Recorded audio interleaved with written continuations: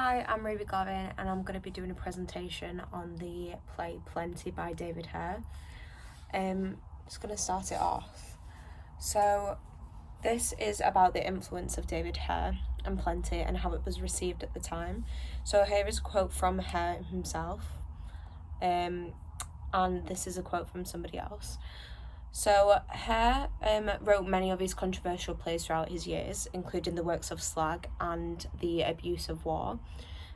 So the play Plenty first premiered in 1978. Plenty follows the story of Susan Traherne, who's a strong, intelligent woman. She was a secret agent in France in World War II, and she came back over to Britain post-war, and the play jumps between her life in France and during the war and then back in Britain 2 decades later during the 60s. And the play explores and highlights lots of themes. So it's the themes of disillusionment and disappointment within England and how this fueled Susan's overall decline as a character. So this quote here is from Hare himself. It depicts the true meaning behind the play, exploring the themes that viewers of the time wouldn't have really been exposed to in such an approachable way. He wanted to make this an idea that people could talk about if they needed to. Hare didn't really shy away from things. He spoke the truth within his work. What he spoke was real life. And then this quote here is just about how Plenty is one of Hare's most famous plays. When he was writing this, he wrote something that was almost a one-woman play, with the exception of a few minor side characters within it. But it was really controversial at the time because it focused mainly on women's mental health, and it had strong female roles, which wasn't really normal during the patriarchal times of the 70s. He had the ability to highlight the role of British women with a realistic approach that wasn't stylized, and he didn't lean too much into the idea of feminism. He just wanted to show real life. And it was extremely powerful at the time, just as much as it is now, hence the reason why it is still widely viewed within theatre, as the show's put on a lot of times, but also on TV as it's been made into a film. So it does get a lot of views on that as well. So this next is just about the different themes within the play. So we have war, mental health, women, disappointment, and materialism. The play continuously jumps from extreme differences of war and life at home. While during the war, Susan finds purpose within herself. Her exhilarated experience in infiltrating enemy lines, later ripped apart by the disappointment to be back in England, where her skills are no longer used, and she doesn't feel like she's needed within that time. One of the key themes that Hare explores is how mental health was damaged by war. Susan actually witnessed firsthand what life was like, because she was there, she experienced it. So she hasn't known anything other than life away and constant battle for 6 years. And then she got it ripped away straight away from her when the war obviously ended. And it had a clear detrimental impact to her, and which is shown through the flashbacks on stage. So when it flashes from the the war to her life now in Britain. And Hare alludes to the fact that Susan has PTSD. It's never specifically said, but it's very strongly alluded to that. And there's very early onset episodes that are shown within the play that are a clear insight into how her mind is reverting back to a time of peace. So she keeps on reliving the memories of the war because that's what she knows and what's normal for her.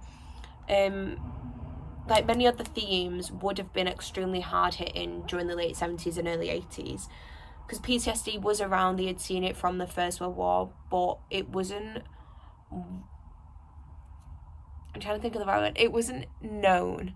They didn't actually know what caused it and how to move on from that, and what medication and what mental health resources to give people in order to carry on with their lives after it. So it had many mental and physical restraints, and it wasn't fully understood despite it being very common. Hare chose to fully cement the idea of this and to portray someone in this limelight because it was very hard for society. The illness was highlighted rather than being blamed on hormones and things like that, which would have been a normal excuse for women at the time. They used it as a derogatory excuse to sort of like weaken women's experience of the war, rather than like saying like they were there, they did experience it. So this next one is just about materialism and disillusionment. So here are two graphs of how the UK earned money after the World War. So you can see it here that it skyrockets, and that's the money of which like the normal working man is paying, and that's because of materialism and consumer goods. So materialism is the act of purchasing consumer goods such as cars, luxury items, like days out, going to the cinema, things like that, and that all skyrocketed after the Second World War. The UK shared the goal of defeating Hitler, but it was very quickly forgotten about after the war. Her uses the decline of Susan's mental state to also signify the decline of Britain after the war. And the play brings light to the conflict and the demands of a materialistic lifestyle, but then also Susan trying to keep hold of her personal integrity without falling into the likes of that. And Susan isn't really able to adjust to a mundane life. She can't really find herself within society because everything keeps on moving on, and she feels like she's very stagnant in time. And I've linked that to today because I think that's very... Sorry, let's go back. I think it's very like prevalent of what is happening in the world now. I mean, we've got things like political wars. We've got Israeli-Palestinian conflict, Ukraine and Russia, and most recently there's been America and Venezuela.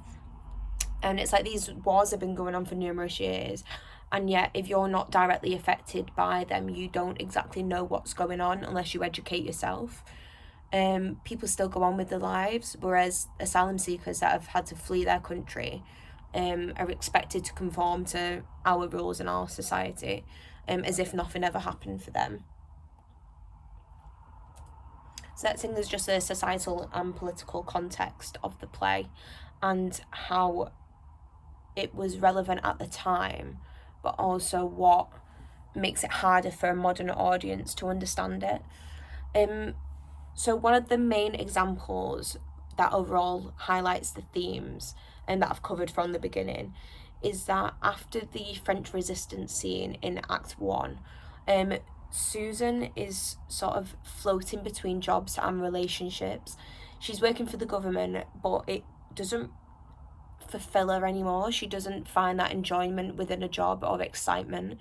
She just feels like she's just gone from one place to another, and her life's very still. There's nothing happening within it. So like to an audience, they've seen Susan quickly fade from being this alive and morally certain and exciting character to someone who is very spiritually empty. There's nothing going for her anymore, and she continually expresses how peace is corrupt and that there's no joy within peace. Peace can never last.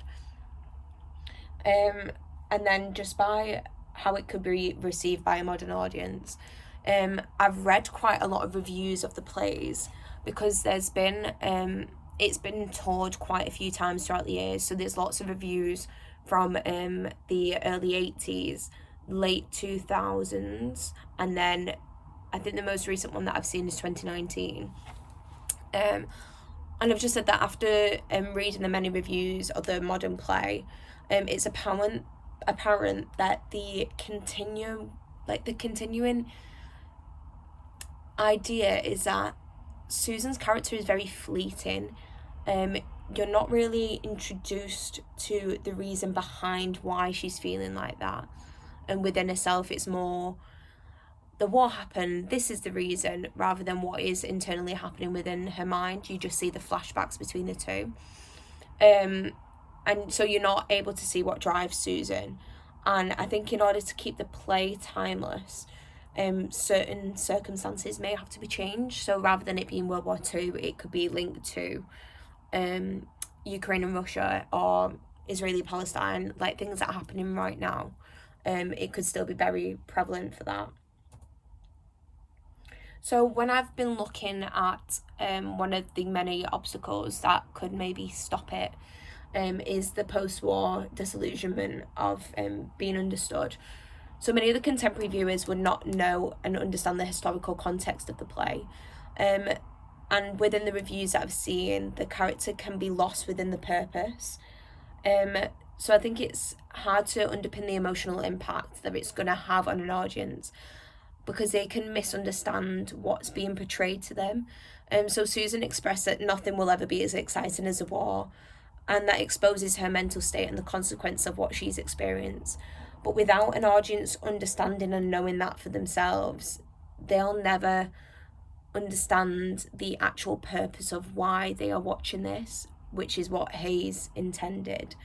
And that will never be achieved by a contemporary audience, sadly. So that is a presentation, and I'm just going to speak about the questions that were at the end. So this is about the principal sources and how it was important for my understanding and the issues raised within my presentation. So when researching, I read quite a lot of articles, but I found it really interesting that I read 2 articles, both from the New York Times. They were both written by women, but one is from 1985 and the other's from 2016. So the first article highlights the themes of the play and how impactful they were for the viewer, whereas the second focuses on the visual elements of the play and how it looks for a viewer of our time. So rather than what is discussed within it, it's how does it look on stage, and the lighting and the things like that that's used. And I just thought that was quite not undermining. I thought it was quite undermining of what was trying to be achieved by writing that play. And obviously it was very detrimental to the women at the time of what was happening, but for that to carry on and be prevalent now, there is quite a few changes that needs to be happened. And I just said that this suggests that nowadays the themes are no longer relevant as they could be. Perhaps it's because of a lack of understanding and experience in a modern day society, because we're so lucky that we're shielded from what's happening from within the outside world.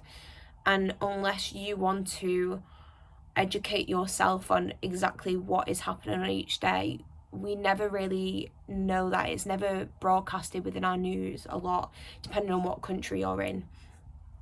And I think this highlights and supports how the play Plenty cannot be understood the same way anymore, because a modern audience will never experience that.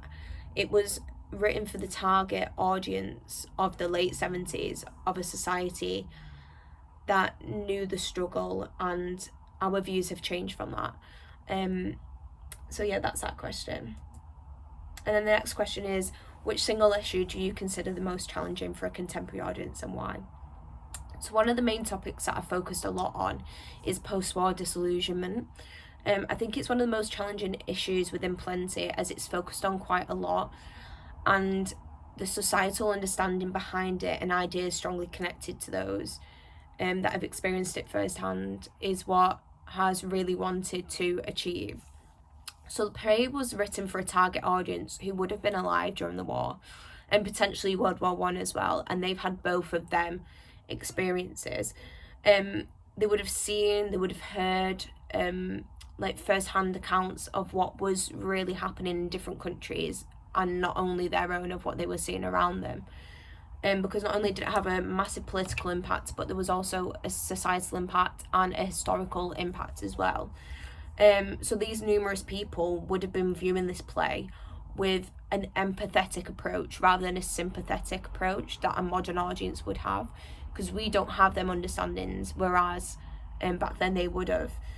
Therefore, the continuous reference to this makes it the most challenging element for a contemporary audience, because we don't have the concrete building blocks to be able to know what Susan is witnessing in her own mind.